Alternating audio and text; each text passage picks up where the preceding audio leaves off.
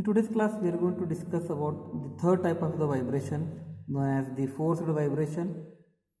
In this, the forced vibration is defined as it is a steady state sustained of vibration of a body vibrating in the resistive medium under the action of external periodic force. This is very important. The body is under the action of the external periodic force which acts independently of the restoring force.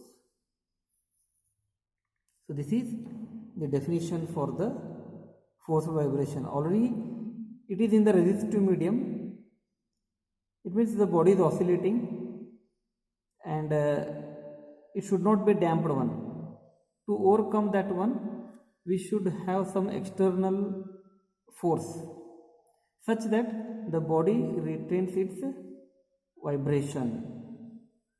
The first type of the vibrations are known as forced vibration. Means externally we are using the force to maintain its oscillation of constant amplitude. So this is the definition for the forced vibration. And the forced vibration, it is continuous. It is going to be continue as long as the external periodic force is present. Whenever the oscillation is there, when we take out that external periodic force, it will become damped oscillation. So to overcome that one, the external periodic force has to be there. So this is something about the forced vibration, which means we use external force to maintain the oscillation of constant amplitude. Now what are the examples? The examples are oscillations of a swing which is pushed by periodically by a person. Second one, the periodic vibration of current in LCR circuit driven by AC source. Whenever you apply the AC source, so to the LCR circuit, the charge flow across inductor and capacitor continuously.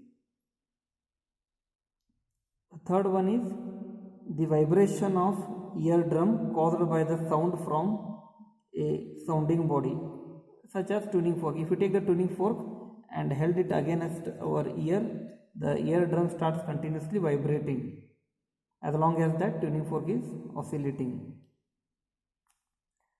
The motion of hammer in a calling bell, this is also a well-known example. And next one is the motion of diaphragm in a telephone receiver or a loudspeaker. So it continuously, whenever the source is applied, continuously the diaphragm, it goes on vibrating. Next we will move on to the theory of the forced vibration. See here, as we have given the treatment for the damped oscillation, the same treatment we are going to extend here for the forced vibration. That is, let M be the mass of the body which is executing vibration, and the resistive force is given by minus R into dx by dt. R is known as the damping constant and dx by dx dt is the velocity. And the another force which is acting is the restoring force is given by minus kx. K is force constant and x is the displacement.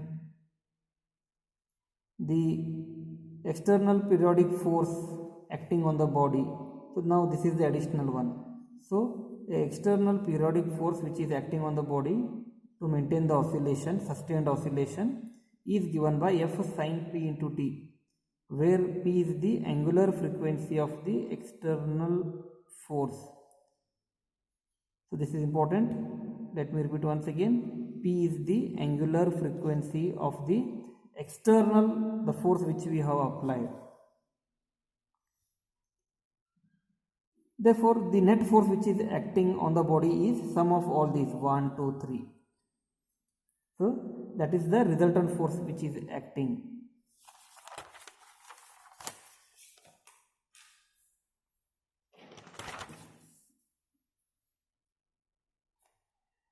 Therefore, that resultant force is sum of that 1, 2, 3 minus r dx by dt minus kx plus f sin pt. Now once again from the Newton's second law, the resultant force is m into m d or d square x by dt square. Now comparing equation 4 and 5, we get m into d square x by dt square is equal to the RHS as it is. Rearranging the term, we get this particular equation. Now this is the equation of motion for the forced vibration. M d square x by dt square plus r dx by dt plus kx is equal to f sin pt. Now continuing the same treatment which we have given for the damped oscillation, dividing throughout by m, we get r by m, k by m, f by m. You call this as equation number 6. And let once again r by m, this r by m is equal to 2b and this k by m is equal to omega square, substituting here. So the above equation 6 may be written as d square x by dt square plus 2b dx by dt plus omega square x is equal to f by m sin pt. You call this as equation number 7. The solution of this 7, the above equation is of the form. This is a second order differential equation. Its a general solution is of the form x is equal to a sin pt minus x. You call this as equation number 8. Now where a and alpha, they are the unknown. Next, comparing this 8 equation, this 8 with the general equation, that is x is equal to a sin omega t. By comparing, we can say a is the amplitude and this alpha is going to be the phase of the vibrating body. Now differentiating this equation 8 dx by dt, see the procedure almost remains same as we did for the damped oscillation. Therefore this is the dx by dt is equal to a as it is. So p into cos pt minus alpha. Once again differentiating d square x by dt square is equal to, now it becomes cos minus, that is minus ap square sin pt minus alpha. You call this as equation number 10. Now substituting these values of 8, 9 and 10 in equation number 7. In this equation, if we substitute the value of d square x by dt square, dx by dt and x from 8 and 9, 10. So we get the equation d square x by dt square is minus alpha p square sin pt minus alpha, then 2b ap cos pt minus alpha plus omega square sin pt minus alpha is equal to f by m sin p into t. So this, the right hand side, this equation may be rewritten in the form as f by m sin of pt, here minus alpha and plus alpha we make. Now substituting this value in the above equation, in this equation, we get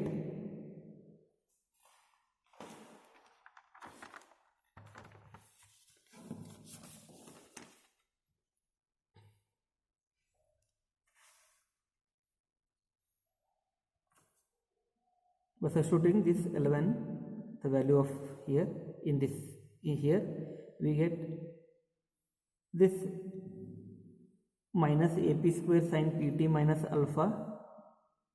This I have taken a omega square sin pt alpha here, then 2b ap cos alpha is shifted this side, is equal to f by m sin pt minus alpha plus alpha. But this may be written as according to sin a plus b, sin a cos b plus cos a sin b, according to that one. So this value f by m sin pt minus alpha plus alpha may be written as f by m sin pt minus alpha into cos alpha plus f by m cos alpha into pt minus alpha into sine alpha.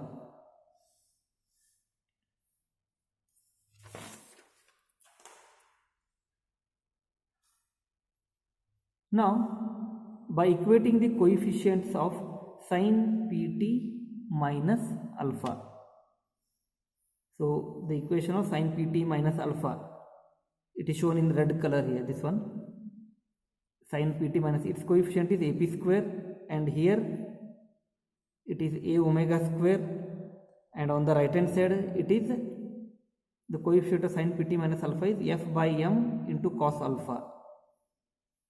So by equating we get minus ap square plus a omega square is equal to f by m cos alpha. Rearrange the term, we get a into bracket omega square minus p square f by m cos alpha. You call this as equation number 12. Similarly, by equating the coefficient of cos alpha, now sin alpha is over the cos alpha, it is nothing but 2BAP is equal to f by m sin alpha. Same thing, 2BAP is equal to f by m sin alpha. Call this as 13 equation number. Now squaring and adding this 12 and 13, we get a omega square minus p square whole square plus 2BAP whole square, squaring and adding is equal to f by m whole square cos square alpha plus sin square alpha. Therefore, this it becomes a square plus omega square minus p square whole square plus 4b square p square is equal to f by m whole square, because this is equal to 1. Now taking out a square common, it in the bracket will be omega square minus p square whole square plus 4b square p square is equal to f by m whole square, or the amplitude is given by f by m square root of 4b square p square plus omega square minus p square whole square. Call this as equation number 14, and this particular above equation represents the amplitude of the forced vibration. It corresponds to the amplitude of the vibration. Now substituting this, the value of A, the amplitude, in equation number 8. In this particular equation number 8, that is x is equal to a sin pt minus alpha. In this equation, the value of A we have to substitute. So it becomes x is equal to f by m 4b square p square plus omega square minus p square whole square. This is the value of A into sin pt minus alpha. This is the value of the displacement, and this is the amplitude. Next, the phase of the forced vibration, it can be taken derived as dividing equation 13 by 12. So this is equation 13 by 12. We get tan alpha is equal to 2BAP by A omega square minus p square, because on RHS f by m sin alpha it get cancelled, only LHS remains here. So this becomes 2BP by omega square minus p square. Therefore, the phase alpha is given by tan inverse of 2BP by omega square minus p square. Call this as equation number 16.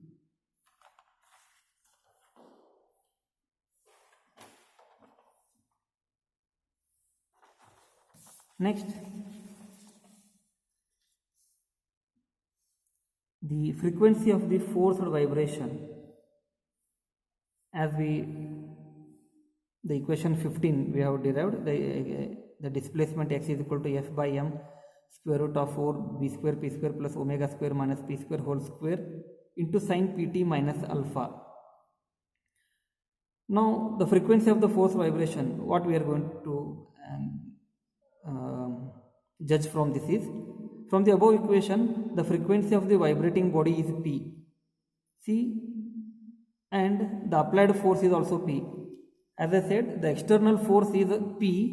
Now the body is also vibrating with the frequency P. What is the meaning of this one? It suggests that due to the application of external periodic force P, the body adopts the frequency of external force. It means the body was vibrating with some frequency. By the application of the external periodic force, now body also acquires that particular frequency P. Therefore, adopts the frequency of the external force as its own in the steady state. So now the body is vibrating with the external frequency P only, and no matter with what frequency it was earlier, it was vibrating. Earlier it may be vibrating with any frequency. The moment the external force is applied, the body adopts that frequency P. But only condition is that the value of F, the force which we are going to apply in F sin Pt, the force what we are applying, it should be large enough with which it is oscillating.